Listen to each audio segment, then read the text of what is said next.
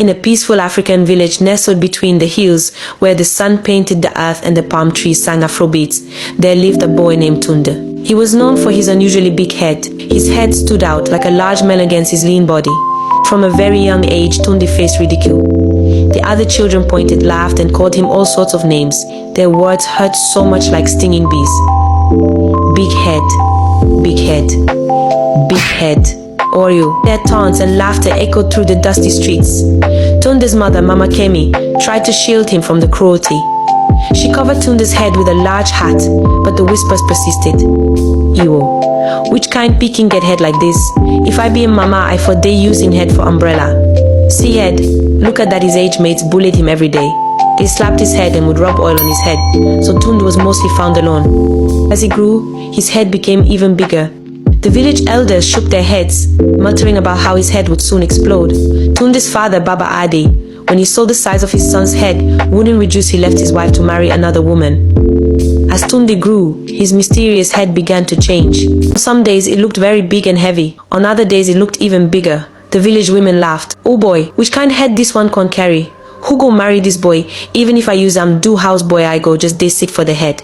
Tunde cried, but every market day his mysterious head kept changing in size and the villagers would sing and chant derogatory songs whenever he passed by. Several years passed and Tunde turned 18. He began to find solace beside the river. The sound and the breeze of the cool river helped him forget he had a big head. Sometimes, due to his loneliness, he would cry beside the river.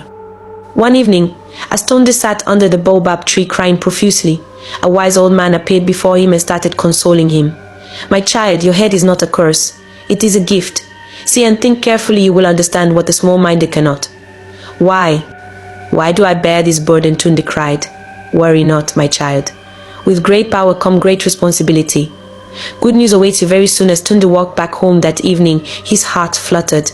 Could it be true? He thought to himself. He vowed to embrace his head and turn it into a vessel of wisdom. From that day, every evening he met the old wise man under the ancient baobab tree. They would both gist and laugh. The old wise man also taught him how to use the power of his brain and solve problems. From then, Tunde no longer tried to hide his head or cry. He walked confidently to the village stream. And he built many things that the villagers had never seen before, and soon he became extremely rich. His head became his greatest asset, guiding him through life's twists and turns as kings and wise men would come ask for wise words from him.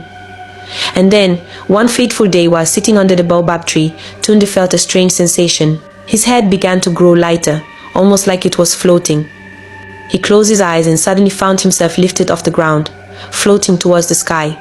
Tunde soared above the village, the trees and the river. He saw the world in a way no one else had. The clouds whispered ancient stories to him, and he understood his purpose. When Tunde returned to the ground, the villagers were in awe. They had witnessed his ascent and descent. From that day on, they no longer mocked him. They sought his wisdom, for they knew he had a special connection with the heavens. Tunde's head, once a source of ridicule, became a symbol of divine knowledge. The villagers came to him for guidance, and he helped them with the wisdom he had gained from the skies. In the end, Tunde's big head was not a curse but a blessing, and the village learned to see beyond appearances, understanding that true value lies within.